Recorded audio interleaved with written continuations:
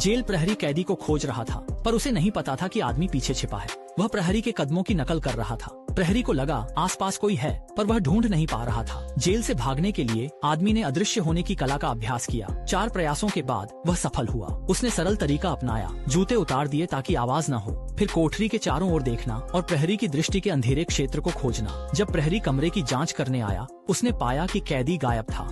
उसने जल्दी से कोठरी का दरवाजा खोला और चारों ओर खोजने लगा। उसे लगा था कि सामने वाला कोई उन्नत तरीका अपनाएगा, लेकिन उसने सोचा भी नहीं था कि वह बस दीवार के कोने में छिपा होगा। उसकी मेहनत उसकी मां को खींच लाएगी। जेलर की चेतावनी, आदमी ने इसे गंभीरता से नहीं लिया, बल्कि छिपने के तरीके खोजने में लगा रहा। इस बार उसने जेल की दीवार पर ध्यान केंद्रित किया और वह चढ़ने लगा, जब तक कि उसने ऊपर के पर्दे को पकड़ नहीं लिया। जब जेलर कमरे की जांच करने आया तो उसने पाया कि यह आदमी छुपन छुपाई खेल रहा था। वह बेहद गुस्से में था और तुरंत कोठरी का दरवाजा खोलकर अंदर घुस गया। उसे लगा था कि वह दीवार के कोने में छिपा होगा, लेकिन अगले ही पल जेलर ने देखा कि वह उसे कहीं भी नहीं ढूंढ पा रहा था। हालांकि उसने जल्दी ही प्रतिक्रिया दी और तुरंत जेल के दरवाजे की ओर देखा, ये सोचकर कि वह ऊपर छिपा हुआ है।